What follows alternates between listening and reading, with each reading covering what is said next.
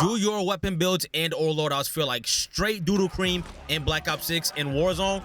Let's go ahead and talk about a few things I guarantee you have not considered if that is the case. This isn't specific to one game mode in particular, such as pubs or ranked, but if we have any Warzone players here, I promise you, you will get some sauce from this video as well. Stick around to the end. The last 2 points are subjectively the most important. Let's go ahead and cut to the chase. First things first, hidden weapon handling animations are throwing off your muscle memory. Some weapons have micro animations that slightly alter how fast a weapon is ready to fire after sprinting or swapping, whatever the case is. If a player's muscle memory is tuned to a different weapon's animation cycle, their timing could be off, making them lose crucial gunfights. And one small thing that really destroys my brain is if I'm not using the fast hands perk. Think of it like misjudging the weight of a coffee mug you thought was full. You know what I mean? You go ahead and awkwardly lift too hard. Your anticipation is a little bit off, so you miss a clean shot and get sent back to the respawn screen or maybe the gulag. But yes, these hidden animations can cause hesitation, gaslighting even the most experienced players. I promise you. The real frustration kicks in when a weapon feels fine in testing, but suddenly betrays you mid-fight. That split-second delay can be the difference between clutching the win or, again, watching a kill cam or going to the gulag. Next, attachment synergy neglect or conflicting stats. Oftentimes, players slap a bunch of attachments based on individual perks, but they ignore how they interact with each other. A suppressor might reduce recoil control, while a certain grip can counter that. But stacking both could actually ruin stability. So loadout building isn't just about the additional perks of that particular attachment. It's about balancing all of them together. Ignoring attachment synergy is like putting a turbo engine in a car that has bad brakes. Sure, you're faster, but when it comes to stop, good luck, that might be your final destination. Some setups feel perfect on paper, but turn into a disaster when you're actually in the mix.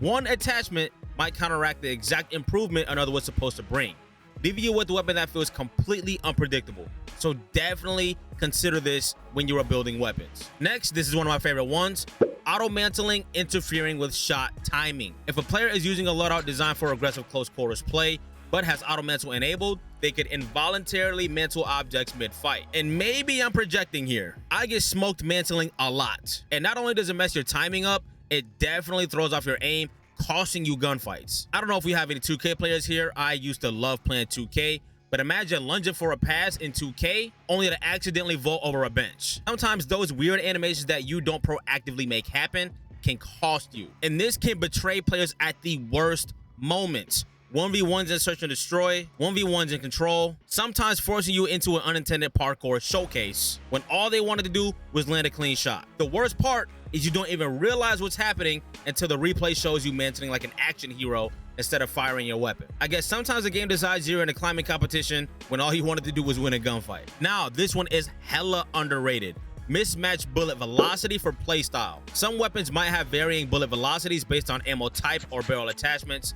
If a player expects instant hit scan shots, but the weapon has travel time, they could be missing shots just because they're aiming where the enemy was instead of where they will be. Again, this is some Warzone sauce here. Adapting to bullet velocity is like learning how to lead a pass in soccer, I guess. I don't know. But it's about predicting the movement of the player. If a player doesn't quite adjust to projectile speed, they'll find themselves firing perfectly aimed shots that somehow always miss, leaving them convinced that the hit detection is broken. But it's actually just the physics. Think about sniping in Fortnite.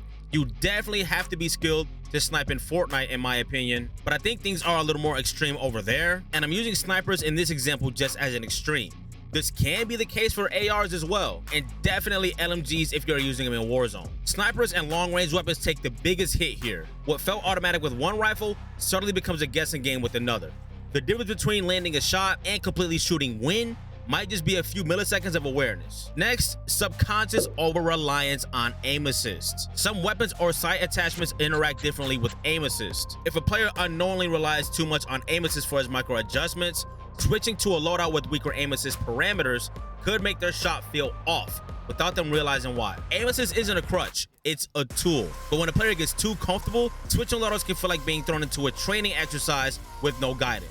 Suddenly, every shot feels like it's missing just by an inch, and once again, you're blaming hit detection. Now again, let's not get it twisted. The hit detection in Black Ops 6 has been bugging, all year long. But it's not always the game. Sometimes, and maybe even more times than you like to admit, it's you. Some players don't even realize that they're relying on aim assist until it's gone. When they switch to a different weapon with different tracking, their shot feels weird, and suddenly every kill starts to feel harder to them. Another thing to consider is camera shake during sprint is screwing up your aim. Or I guess I'll reword that to your centering. Certain loadouts amplify sprint shake due to the movement based on perks or attachments. If a player is pre-aiming based on muscle memory from a different setup, the reticle placement might subtly shift, leading to a split-second misalignment, like trying to snap a good picture while somebody is full-on sprinting. Good luck getting a steady frame. If a player isn't aware of how their sprint mechanics alter their sight picture, they might be setting themselves up for inconsistent gunfights. The worst offenders, again, I may or may not be projecting, cough cough, are movement-heavy builds that encourage sprinting non-stop. The more your screen shakes,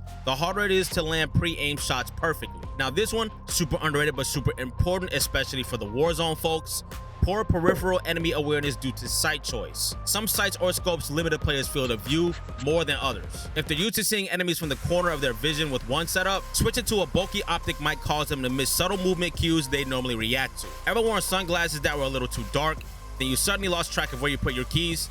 I know that sounds insane, but that is what happens when players swap to a sight that kills their peripheral vision. Their usual snapshot reflexes become sluggish, and now all of a sudden, they're getting flanked by enemies they swore they checked for. And this could definitely be a problem for the over-reliance on zoomed-in optics. This can also make situational awareness worse. Now, as a content creator myself, I have to be 100% honest with you guys. A lot of creators post these weapon builds that encourage hella overconfidence without a backup plan. This is the only build you will ever need in Black Ops 6 or Warzone. That's not the case. Take it from me, they are exaggerating. Let's go ahead and get to the point though. If a player builds a setup based on extreme mobility or rapid fire aggression, they may subconsciously stop playing smart. They could find themselves rushing too aggressively without fallback strategies, leading to unnecessary deaths. Over-reliance in a loadout is like relying too much on autopilot in a Tesla. Things might run smooth until an unexpected optical forces a split-second reaction. Without a backup strategy, the player's aggressive momentum can backfire when they least expect it. And now, you're chilling in a Tesla and it's on fire. The best players adapt to their loadout strengths without letting it dictate their entire playstyle. If a build encourages high-speed aggression, it's always worth keeping a plan B for those unexpected fights. Now, this one is super important. Mouse and keys favorable builds may not be favorable for controller players, and vice versa. This is something that does not get talked about enough. I do want to say this, and a lot of people don't want to admit this. Mouse and keys players are playing a completely different game than controller players when they're playing Black Ops 6 in Warzone. Not saying anyone has it any easier than the other, just so you guys have an idea of where I'm coming from. If you are playing on mouse and keys, in my opinion, your FOV should be 120, 100%.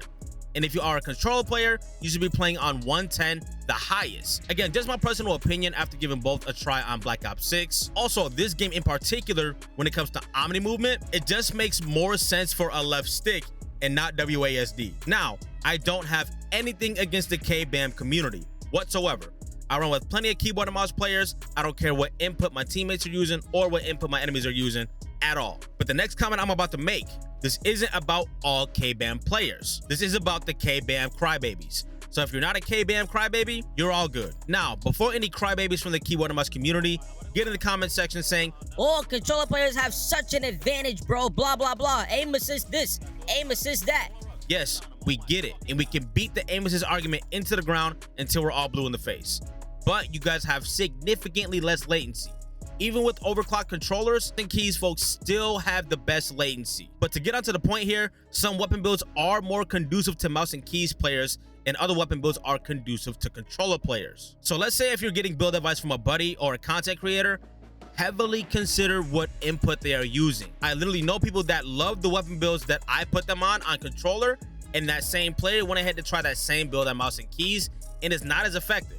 So definitely keep that in mind. Another thing you need to really think about is you're not building your own classes. Speaking of getting builds from other folks, sometimes you just got to try out something that you built yourself from the ground up that no one else has even spoken about, made a video about, doesn't have an opinion on it. Just make something for yourself, exercising your own critical thinking skills.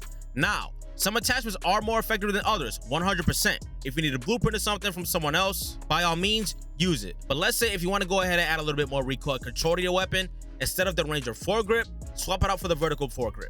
And if you want to stay on target more while you are getting shot, I think this is especially important for the Warzone folks. Consider the heavy stock.